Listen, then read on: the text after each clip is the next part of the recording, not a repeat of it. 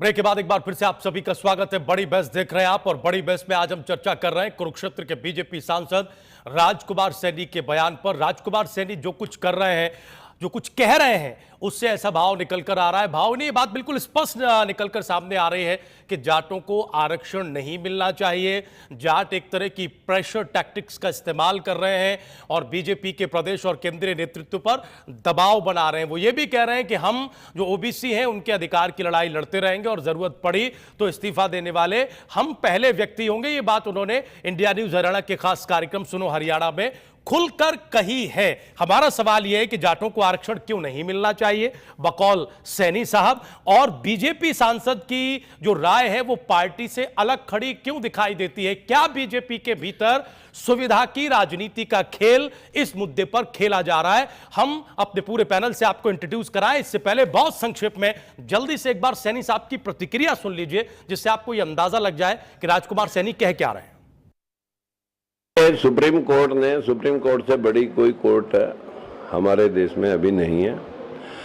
सरकार भी अगर इस बात को ध्यान में रखते हुए कोई प्रयास करिए, लेकिन उसके एवज में हम ये स्पष्ट कर देना चाहते हैं, जिन लोगों के चीफ मिनिस्टर रहे, जिन लोगों के आज भी सरकार में मजबूत हाथ हैं, जिनका प्रशासनिक व्यवस्था के साथ साथ जिनका शासन और प्रशासन दोनों जगह पकड़ है, अगर वो ये प्रयास कर रहे हैं कि भी हमें भी रिजर्वेशन चाहिए, तो बड़े दुख के साथ कहना पड़ता है। राजकुमार सैनी का बयान आपने सुना, भाव समझ ही लिया होगा। पैनल से जल्दी से इंट्रोड्यूस करा दे। हमारे साथ जाट नेता के तौर पर ओपी मान साहब जुड़ चुके हैं। मान साहब, बहुत स्वागत है इंडिया न्यूज हरियाणा पर बड़ी बहस में। आपने भी सैनी साहब का बयान सुना होगा। सुनीता दुग्गल जी हमारे साथ जुड़ चुके हैं, प्रदेश प्रवक्ता नेता भारतीय जनता पार्टी, चंडीगढ़ से खास मेहमान हमारे साथ लगातार जुड़े हुए हैं। आर्या साहब की प्रतिक्रिया चंडीगढ़ स्टूडियो बड़े ध्यान से सुन रहा था। हम छोटी छोटी टिप्पणियां ले लें, उसके बाद इस चर्चा को आगे बढ़ाएंगे। क्या मुद्दे पर सुविधा की राजनीति बीजेपी कर रही है? अत्री साहब, क्या कह रहे हैं सैनी साहब? जो कह रहे हैं वो बड़ा सच है, या जो दिखाई दे रहा है वो बड़ा सच है? बीजेपी सुविधा की राजनीति इस मुद्दे पर कर रही है।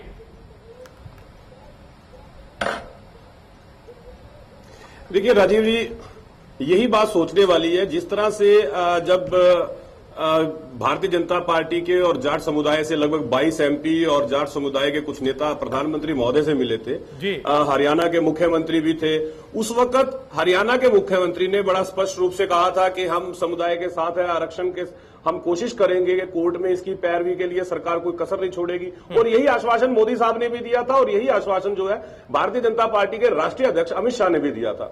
अब दूसरी तरफ भारतीय जनता पार्टी के मेंबर पार्लियामेंट राजकुमार सैनी जी इस तरह का बयान देते हैं और वो आरक्षण का विरोध करते हैं, तो पहले तो भारतीय जनता पार्टी को राजकुमार सैनी के खिलाफ अनुशासनात्मक कार्रवाई करनी चाहिए थी। और जहां तक सैनी साहब ये बात कहते हैं कि मैं सबसे पहले रिजाइन दूंगा, जब सैनी साहब को यह बात स्पष्ट थी कि प्रधानमंत्री महोदय, मुख्यमंत्री और राष्ट्रीय अध्यक्ष समर्थन कर चुके हैं, आश्वासन दे चुके हैं, तो उनको रिजाइन कर देना चाहिए था। वो किस बात का इंतजार कर रहे थे?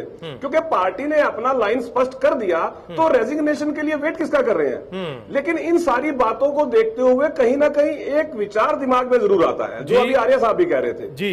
कहीं ऐसा तो नहीं कि सैनी साहब जो ये बयान दे रहे हैं पार्टी हाईकमान के इशारे पे दे रहे हैं? क्योंकि अगर सैनी साहब रिजाइन भी नहीं देते जबकि पार्टी अपनी लाइन स्पष्ट कर चुकी है, और उस दूसरी तरफ भारतीय जनता पार्टी की तरफ से कोई कार्रवाई की बात भी नहीं होती है, तो यह शक बाकायदा होता है कि कहीं ये इशारे पे बयान तो नहीं दिया जा रहा है। जिस तरह से कॉन्ट्राडिक्टरी स्टेटमेंट्स आती हैं, जिस तरह से भारतीय जनता पार्टी के सीनियर नेता अलग बात कर रहे हैं। देखिए, मेंबर पार्लियामेंट भी एक सीनियर नेता है, पार्टी के मेंबर पार्लियामेंट है, और वो अलग से एक बात करते हैं, तो ये शक होना स्वाभाविक है। ठीक है। और जहां आपका शक दूर कर देते हैं भारतीय जनता पार्टी शक दूर कर देते हैं। सीधा सवाल जो आपने कहा है वो दुग्गल जी से, पार्टी की प्रवक्ता है, तेजतर्रार नेता है, पूर्व अधिकारी रही है, और इस मसले पर भी बड़ी खुली राय है सुनीता दुग्गल जी की। दुग्गल जी, क्या है ये अनुशासनहीनता है जो सैनी साहब कह रहे हैं, या फिर अब यही पार्टी की लाइन है कि केंद्रीय और प्रदेश का नेतृत्व कुछ कहे और सांसद महोदय कुछ कहें? देखिए राजीव जी, अत्री जी ने जैसा कहा कि कहीं पार्टी हाईकमान का इशारा तो नहीं, तो मैं अत्री जी को ये कहना चाहूंगी कि पार्टी हाईकमान के इशारे आईएनएलडी पार्टी में होंगे इस तरह के, भारतीय जनता पार्टी में इस तरह का कोई इशारा नहीं होता। जो भारतीय जनता पार्टी की नीति है सुनीता जी, और फिर उनके जो खिलाफ उन्होंने कार्रवाई स्पष्ट कीजिए किया ना। है। आप ये बताइए कि सुनीता जी, हमारे फिर अनुशासनात्मक कार्रवाई होगी। हमारे इसका मतलब सैनी साहब तैयार हैं अनुशासनात्मक कार्रवाई के लिए? राजीव जी, मैं ये बात कह रही हूं कि हर इंसान का अपना एक वो पॉलिटिकल तरीके से जुड़ा होता है और एक उसका अपना पर्सनल जो है वो भी व्यू हो सकता है। और अगर उन्होंने अपना पर्सनल व्यू रखा है, नहीं, ये कोई पर्सनल व्यू नहीं है, इत्तेफाक नहीं रखती सुनीता जी, ये पर्सनल व्यू नहीं है। वो कहते कहते यहां तक कह गए कि अगर सरकार पुनर्विचार याचिका में जाती है तो वो भी एक याचिका दाखिल करेंगे जाट आरक्षण के खिलाफ सुप्रीम कोर्ट में। इंडिया न्यूज हरियाणा पर सुनो हरियाणा के कार्यक्रम में उन्होंने ये बहुत स्पष्ट तौर पर कहा है। ये कोई निजी राय नहीं है, वो अपना स्टैंड पूरी तरह से साफ कर रहे हैं। नहीं, उन्होंने राजीव जी ये भी तो कहा है कि अगर इस पर जो है वो जो है पार्टी अगर बहुत ज्यादा आगे जाती है तो वो इस्तीफा देंगे। तो वो जो कहते हैं वो अपनी बात से इत्तेफाक रखते हैं, तो वो जो कहते हैं वो करें। तो इसलिए मैं ये कह रही हूं कि जो पार्टी ने हमारे वरिष्ठ हमारे जो आप भी जाट उनसे नेता इस्तीफे हैं, की वो मांग लोग कर रहे हैं? प्रधानमंत्री जी से मिलकर आए हैं। सुनीता जी, आप भी उनसे इस्तीफे की मांग कर रही हैं? कि ये राजीव जी इसके बारे में निर्णय लेना हमारे वरिष्ठ नेताओं का काम है। वो बैठकर विचार करेंगे। वरिष्ठ नेताओं की जो राय है जाट आरक्षण पर, जी सुनीता जी, जाट आरक्षण पर जो वरिष्ठ नेताओं की राय है, जो पार्टी अध्यक्ष की राय है, जाट सांसदों की जो राय है, हरियाणा कैबिनेट में जो जाट मंत्री हैं उनकी जो राय है, वो पूरा प्रदेश जानता है। मुलाकात प्रधानमंत्री से हुई है, भरोसा दिलाया गया है। उस राय के खिलाफ राजकुमार सैनी ने यह बयान और यह स्टैंड लिया है। सवाल ये है,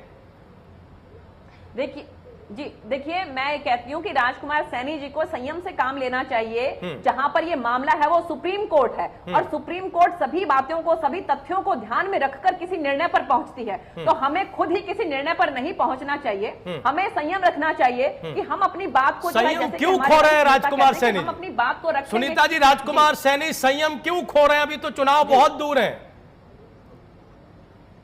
बस दीगरा साहब आ रहे हैं, जाकर पूछें कि वो संयम क्यों खो रहे हैं। जी नहीं, आप प्रवक्ता हैं, मैम आप बताइए क्यों संयम खो रहे हैं? अनुशासनात्मक कार्रवाई होगी क्या उनके खिलाफ या नहीं होगी?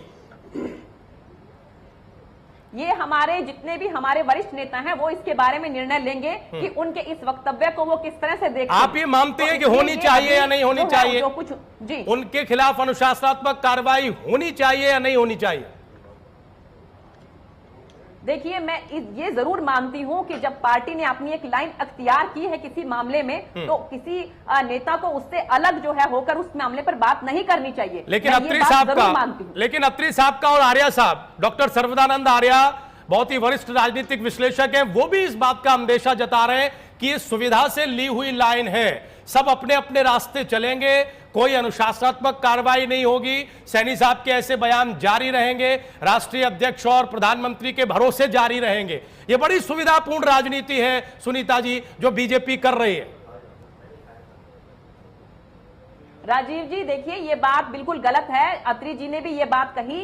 ये जो है आईएनएलडी पार्टी जो है वो इस तरह की बातें कर सकती है कि उनकी नेता कुछ और कहें और तो फिर आप अनुशासनात्मक कार्रवाई करके दिखाइए, जो है पब्लिकली ये बात कहो, आप करके दिखाइए फिर कार्रवाई राजकुमार सैनी के ऊपर। आप राजीव भाई देखिए, राजीव जी आज उनका बयान आया है। देखिए सुनीता जी मैं आपको सुन रहा हूँ, अत्री साहब आ रहे हैं, कुछ ना कहते हुए अत्री साहब आ रहे हैं, क्योंकि मामला जाट आरक्षण का है। ओपी मान साहब हमारे साथ जुड़े हुए हैं, अत्री साहब बस आ रहे हैं। हम जरा मान साहब को इस चर्चा में शामिल कर लें। मसला जाट आरक्षण का है और पिछले 3-4 बार से चर्चा लगातार हो ही रही है जब भी प्रतिनिधिमंडल मिले हैं। मान साहब, ये कैसी राजनीति आप देख रहे हैं? भरोसा है आपको जो बात प्रधानमंत्री कह रहे हैं, जो राष्ट्रीय अध्यक्ष कह रहे हैं, या आप धीरे धीरे आपको ये लगने लगा है कि सब कुछ मामला जो है वो झोल में जा रहा है? देखो मैं तीनों मीटिंगों में था। चंडीगढ़ में माननीय मुख्यमंत्री खट्टर साहब ने बुलाई थी, उस मीटिंग में था। स्पष्ट शब्दों में कहा कि मैं हरियाणा में जारी रखूँगा। और सेंटर में बुलाए, हमने पहली मीटिंग 10 बजे माननीय मोदी जी से करी। उनका स्पष्ट जवाब यही था कि भी जो कमियां रही हैं छोड़ दी किसी ने, हम उनको ठीक करके और जैसे भी वाया मीडिया निकलेगा हम आपकी पूरी मदद करेंगे और आरक्षण को जारी रखेंगे। ठीक है। फिर उसके बाद अमित शाह से मिले, अमित शाह ने भी यही कहा कि पूरा नेतृत्व आपके साथ है। ठीक। इससे बड़ा विश्वास क्या हो सकता है? सैनी साहब आपके साथ नहीं है सैनी सर? साहब की बात यह है, क्या मैटर करता है? बहुत बड़ी पार्टी है, कोई एक आधा व्यक्ति कोई ऐसी बात करे, कोई मैटर नहीं करता ये। और इनकी राय ऐसे कोई मायने इसका नहीं ध्यान भी नहीं देना चाहिए, तूल भी नहीं पकड़ना चाहिए इस बात का। तो पूरा नेतृत्व इस समय जाटों के साथ इसलिए है कि जाट बिल्कुल क्रैश हो चुका है, जमीनें रही नहीं, खेती बाड़ी घाटे का सौदा है, और जाट वर्ग एक सिर्फ फौज में, पुलिस में, सीआरपी, बीएसएफ, आईटीबीपी इसमें है जो देश की सेवा करते हैं, न कोई अधिकारी है ज्यादा। और इस बात को लेकर के सब ने ये माना है कि भी खेती करने वाली किसानी जातियाँ, अहीर, गुर्जर, सैनी, सबको जब मिल चुका है तो जाट ने क्या कमी है? जब 1978 में नहीं, वो सैनी साहब कमी बता तो रहे हैं। वो ये कह रहे हैं कि जो प्रशासनिक सेवाओं में हैं, जिनका इस सरकार में भी दबदबा है, जिनके कई मुख्यमंत्री रह चुके, उन्हें क्यों मिलना चाहिए, दुख भी जाहिर कर रहे हैं, जो आपने सुना अभी। वो मैं बताना चाहूंगा कि ये उनके लिए नहीं है, ये आरक्षण उनके लिए है जो 5-6 लाख से कर्मी ले रहे हैं, कम आमदनी है, जो 2-2.5-3 किले जमीन है, गांव में बसते हैं, खेती बाड़ी करते हैं, अपने बसर करते हैं, जिनके सिपाही वगैरह भर्ती हैं, उनके लिए है, ना ओम प्रकाश मान के लिए है, ना जो सैनी साहब कह रहे हैं उनके लिए है। ये तो गरीब की जाट जो है। ठीक है मान साहब, हम ब्रेक पर जाएं, चर्चा को आगे बढ़ाएं। इससे पहले ढींगरा साहब से एक छोटी सी टिप्पणी। ढींगरा साहब, आपने अपनी सियासत चमकाने के लिए, तात्कालिक फायदा लेने के लिए इस मसले का इस्तेमाल किया, ऐसा आरोप लगता आ रहा है, और अब बीजेपी ठीक उसी तरह का इस्तेमाल कर रही है। अलग बात है कि वो थोड़ा मजबूर ज्यादा दिखती है, पीछे जाने का कोई रास्ता नहीं है। क्या बीजेपी भी सुविधा की राजनीति कर रही है ढींगरा साहब आपकी तरह? नहीं, देखिए, हमने जब आरक्षण की बात हुई थी तो हमने इस मुद्दे को जिस तरीके से लिया था, जो वहां पे एससीबीसी का जो गए थे लोग, उन्होंने पूरा इसके ऊपर चेक किया कि जो लोग गरीबी रेखा से नीचे हैं उनको आरक्षण मिलना चाहिए। उसमें चाहे जाट आते हैं, चाहे पंजाबी आते हैं, चाहे सैनी आते हैं, चाहे दूसरे लोग आते हैं। पर जहां तक ये अभी बात चर्चा चल रही थी, इसमें जो अभी अत्रे साहब ने ये बात रखी मैडम के ऊपर कि भी ये बीजेपी इस तरह की डबल राजनीति क्यों कर रही है। एक कुछ जो इनके सीएम है, पीएम है, वो तो ये कह रहे हैं कि आरक्षण मिलना चाहिए, और ये लोग कह रहे हैं, सैनी साहब कह रहे हैं, इसके साथ राव इंद्रजीत भी यही कह रहे हैं कि सुप्रीम कोर्ट का फैसला सही है।